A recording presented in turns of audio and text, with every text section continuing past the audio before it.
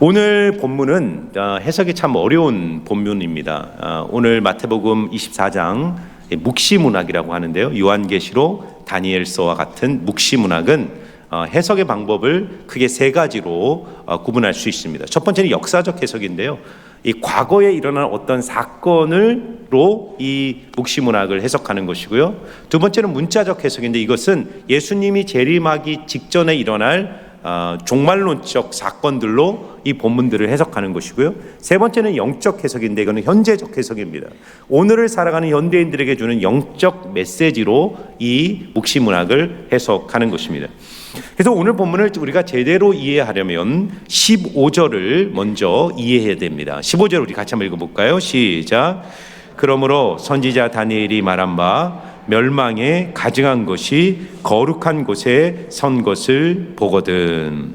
자, 멸망에 가증한 것이 거룩한 곳에 선 것을 보거든. 이것이 무슨 뜻일까요? 이것을 역사적 해석, 과거적 해석으로 하면 이스라엘의 역사 속에 일어난 매우 비극적 두 가지 사건을 지칭하는 것으로 해석할 수 있다는 것입니다. 첫 번째 사건은 기원적 167년에 팔레스타인을 통치했던 안티오쿠스 에피파네스에 의해 발생한 사건입니다.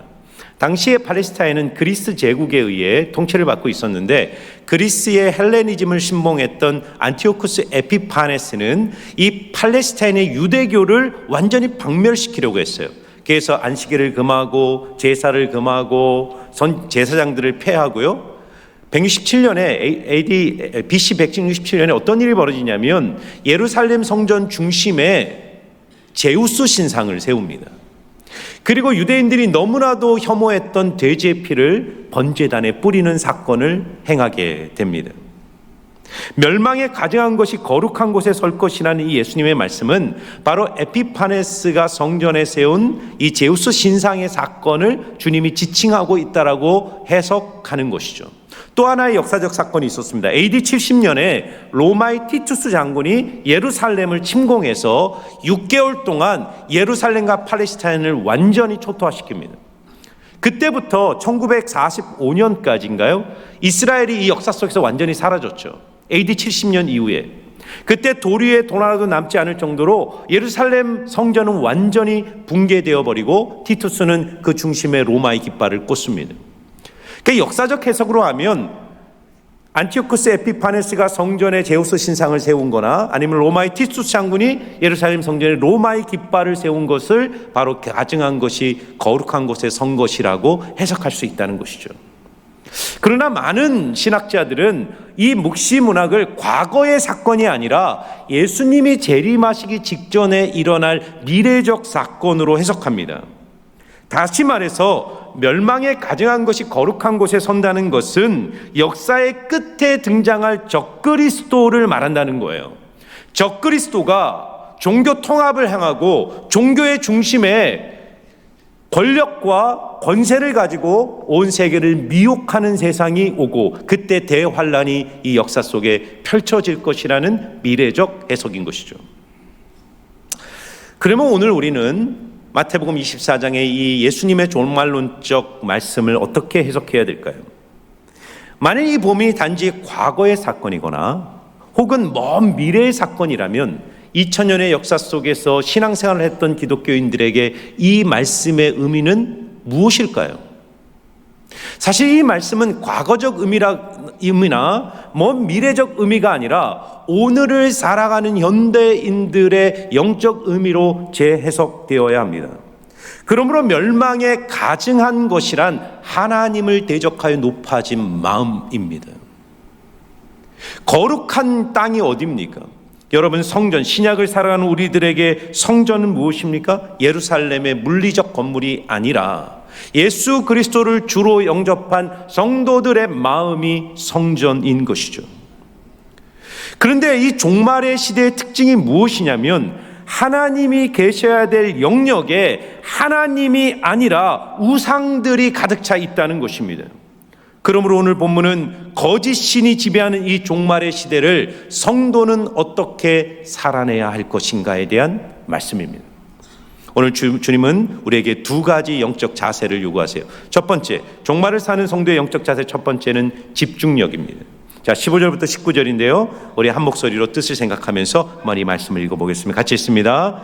그러므로 너희가 선지자 다니엘이 말한 바 멸망에 가증한 것이 거룩한 곳에 선 것을 보거든 그때 유대에 있는 자들은 산으로 도망할지어다.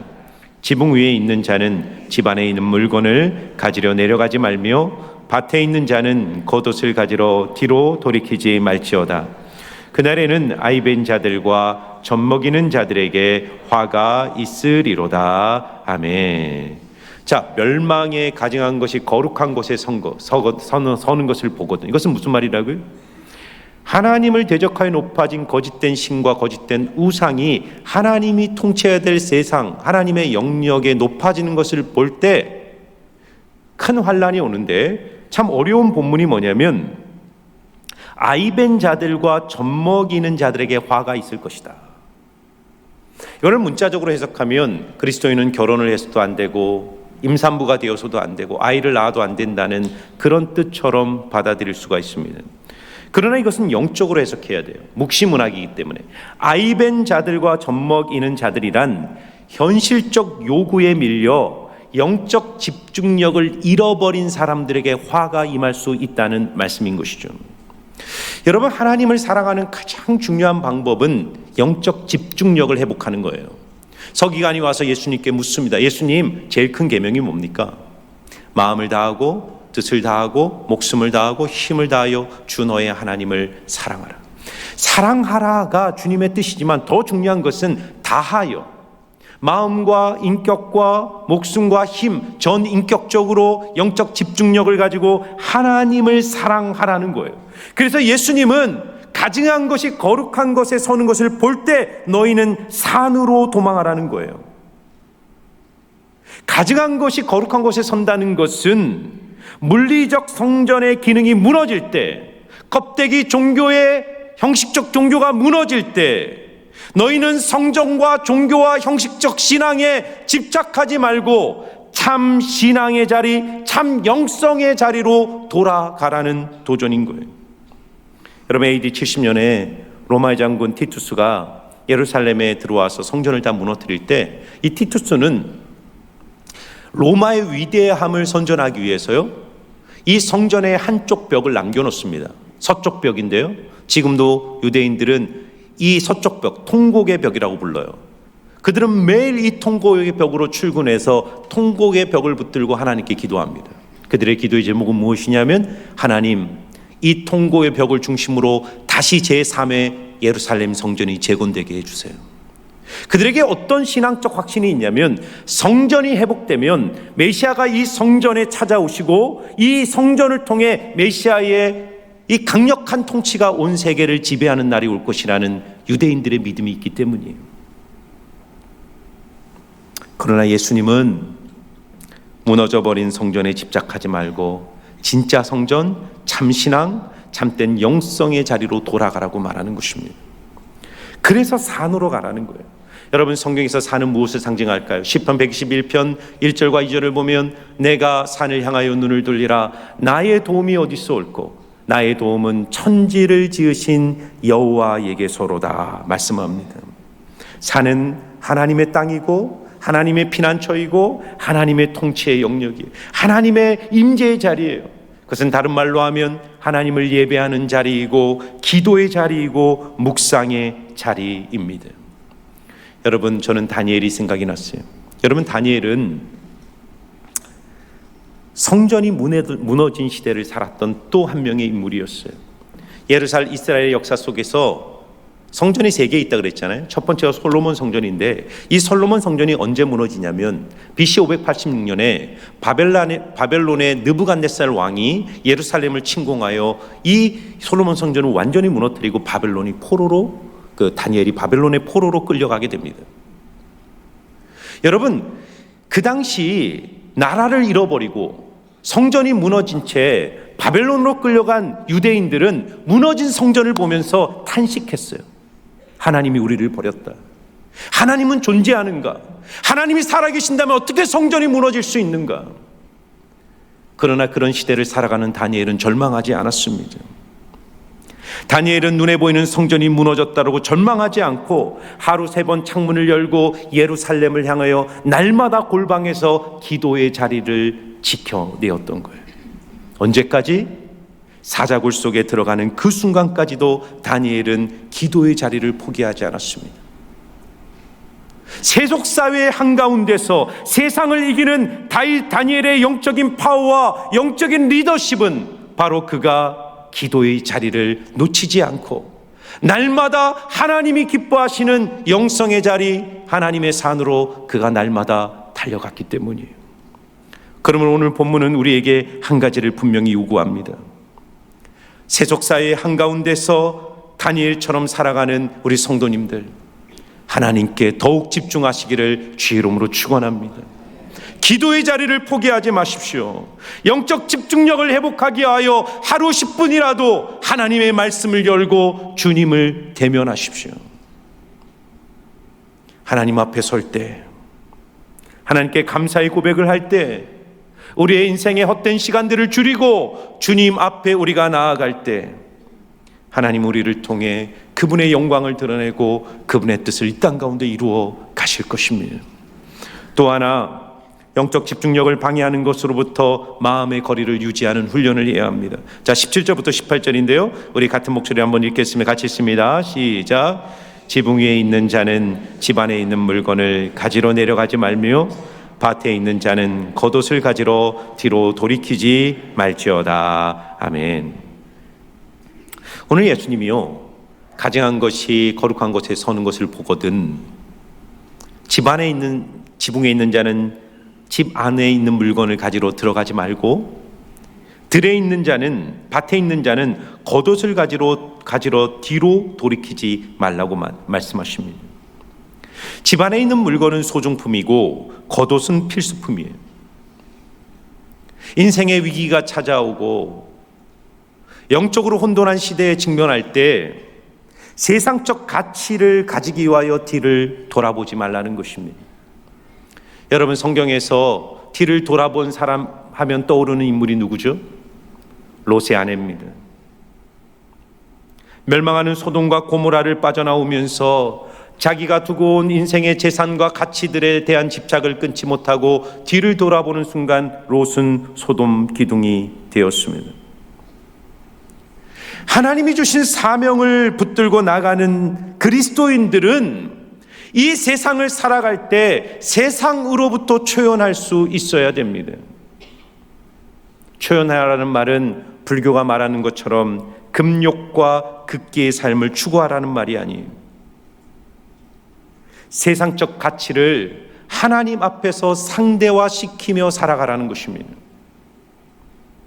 여러분, 멸망에 가증한 것이 거룩한 것에 선다는 것은 어떤 의미냐면 하나님이 아닌 하나님 위의 것이 내 인생에 절대적인 것으로 숭배되는 세상이 찾아온다는 것입니다. 돈을 숭배하고 권력을 숭배하고 명예를 숭배하고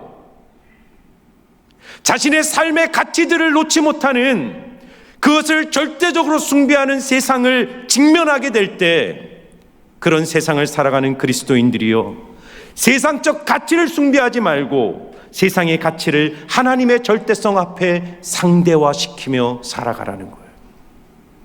어떻게 그렇게 살 수 있습니까? 바울이 그 비결을 정확하게 우리에게 알려줘요. 고린도서 7장 29절에서 31절입니다. 형제들아, 내가 이 말을 하노니 그때가 단축하여진 거로 이후부터는 안에 있는 자들은 없는 자 같이 하며 우는 자들은 울지 않는 자 같이 하며 기쁜 자들은 기쁘지 않는 자 같이 하며 매매하는 자들은 없는 자 같이 하며 세상 물건을 쓰는 자들은 다 쓰지 못하는 자 같이 하라. 이 세상의 외형은 지나감이라. 여러분, 사도 바울이 지금 그리스도인들을 향해 뭐라고 권면합니까? 너희들 기뻐하지도 마, 울지도 마, 세상 물건도 쓰지 마, 매매하지도 마, 결혼하지도 마, 직업도 갖지 마, 이렇게 말하는 게 아니에요. 그리스도인들은 그렇게 사는 존재가 아닙니다. 하나님이 주신 세상의 가치들을 향유하고 누릴 수 있습니다. 사용할 수 있어요. 그러나 그것이 하나님의 자리를 빼앗을 만큼 너희들이 그것에 마음이 묶이면 안 된다는 거예요. 울지 말라는 거예요. 세상적인 것 때문에 모든 것을 잃은 것처럼 울지 말라는 거예요. 세상적인 것을 가졌기 때문에 모든 것을 가진 것처럼 기뻐하지 말라는 것입니다. 사랑하는 성도 여러분, 무엇을 가졌다고 해서 다 작아진 것이 아닙니다. 무엇을 갖지 못했다고 해서 모든 것을 잃은 것이 아닙니다.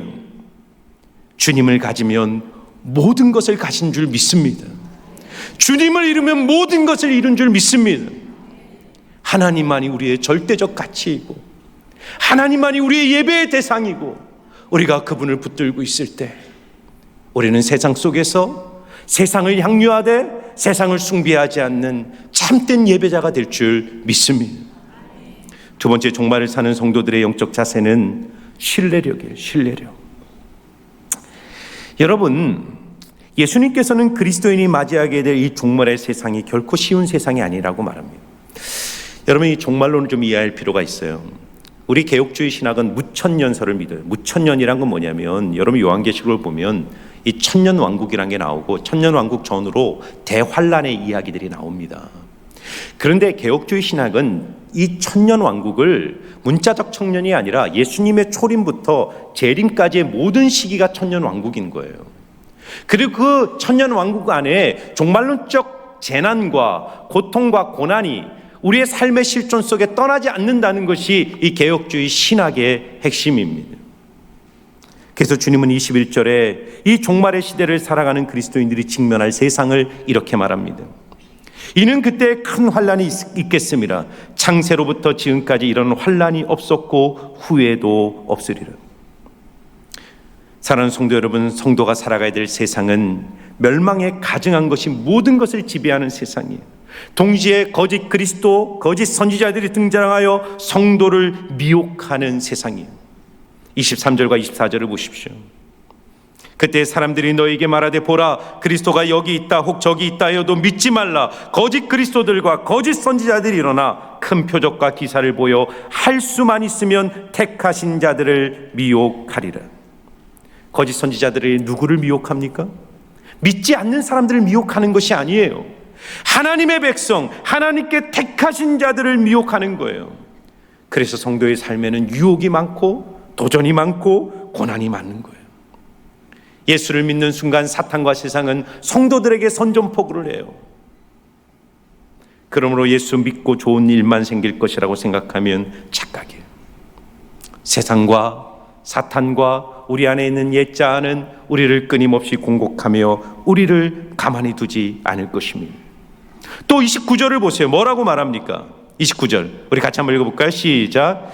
그날 환난 후에 즉시 해가 어두워지며 달이 빛을 내지 아니하며 별들이 하늘에서 떨어지며 하늘의 권능들이 흔들리리라. 아멘. 해와 달이 어두워지고 별들이 떨어진다는 것도 상징적 표현이죠. 인간의 생존의 조건이 흔들리는 세상을 직면하게 될 거라는 것입니다. 하늘이 무너질 것 같은 경험들을 하게 될 거라는 거예요. 그런데 주님, 왜 예수님이 이런 무서운 말씀들을 우리에게 하고 있을까? 겁주려고 하는 것이 아닙니다. 그런 세상이 너희 앞에 펼쳐져도 두려워하지 말라, 놀라지 말라는 거예요.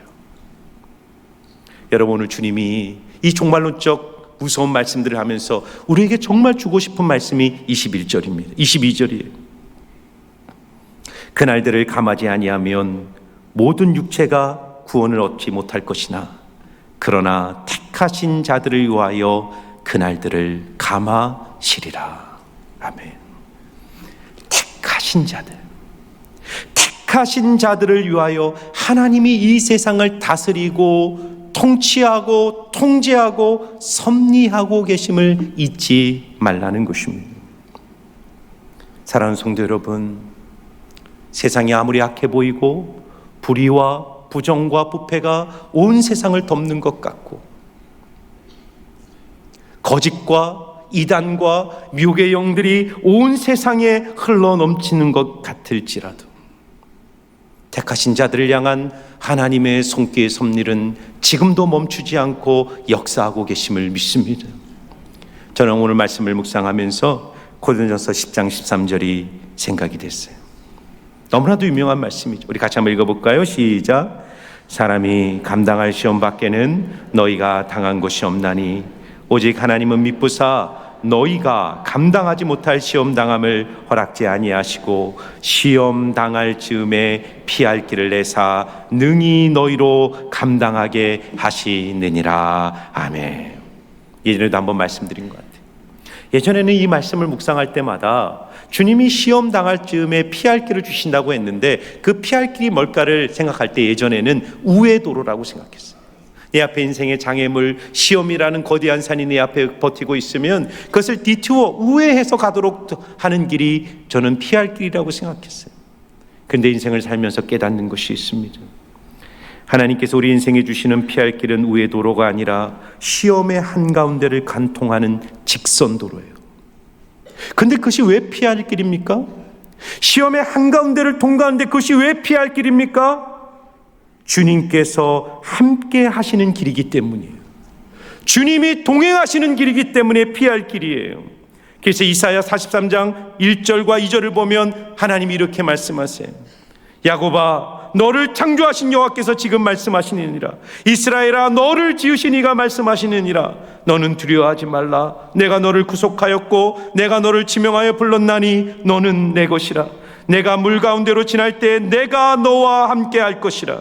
강을 건널 때 물이 너를 침몰하지 못할 것이며 내가 불 가운데로 지날 때 타지도 아니할 것이요 불꽃이 너를 사르지 못하리라.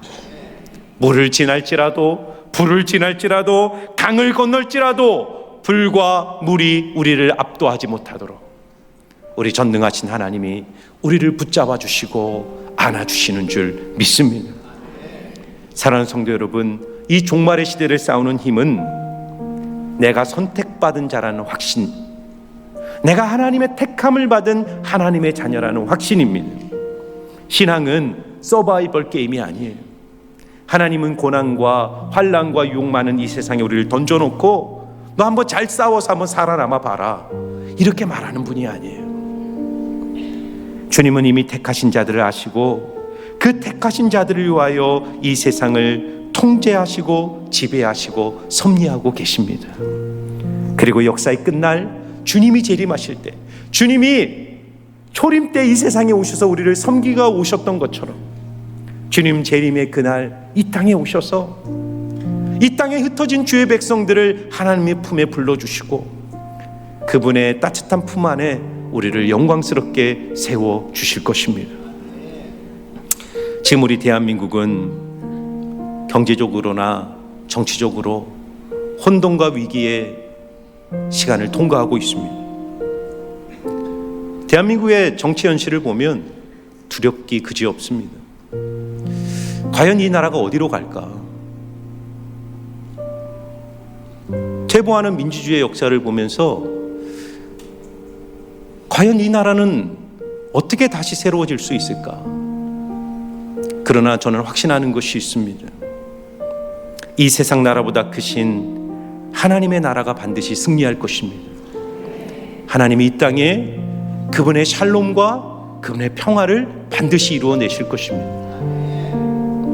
저는 요즘 읽고 있는 책 중에 나는 왜 믿는가라는 그 책이 있어요. 거기 나오는 한 대목입니다.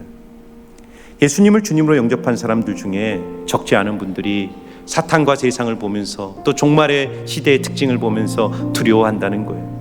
그런데 사탄을 보고 세상을 보고 두려워하는 것은 마치 뭐와 같냐면 벌레를 보고 비명을 지르며 두려워하는 사람과 똑같다는 것입니다. 여러분, 벌레와 사람이 만나면 누가 비명을 지르고 누가 소리를 질러야 됩니까? 벌레가 사람을 밟을 수 있나요? 사람이 벌레를 밟는 것입니다. 사람을 보고 벌레가 소리를 지르고 도망가야 하는데 사람이 벌레를 보고 소리를 지르고 도망가요. 우리의 인생에 끊임없이 사탄이 출몰하고 세상이 유혹하지만 벌레에 불과한 거예요. 십자가와 부활을 통해 승리하신 예수님이 역사의 왕이십니다. 그분이 우리를 지켜주세요. 두려워하지 마십시오. 그리고 여러분이 있는 삶의 현장 속에서 진리대로 사십시오. 하나님께 집중하시고 말씀을 붙드시고 하나님이 원하시는 진리의 길을 정직하고 진실하게 걸어내십시오. 이 세상은 마치 정치인들이 세상을 지배하는 것처럼 보이지만 결국 이 역사의 완성은 하나님의 말씀을 붙들고 진실하게 자신이 살아가는 삶의 현장 속에서 어두움을 이기며 살아가는 그 진실한 사람들의 한 걸음 한 걸음을 통해 역사는 발전하고 완성될 것입니다. 여러분과 저는 이 역사의 완성자들로 부름을 받고 있어요. 세상을 외면하지도 마시고 정치에 무관심하지도 마십시오. 그러나 기도하시고 정의가 필요하다면 정의의 이름으로, 하나님의 이름으로 하나님의 뜻을 세상에 선포하십시오.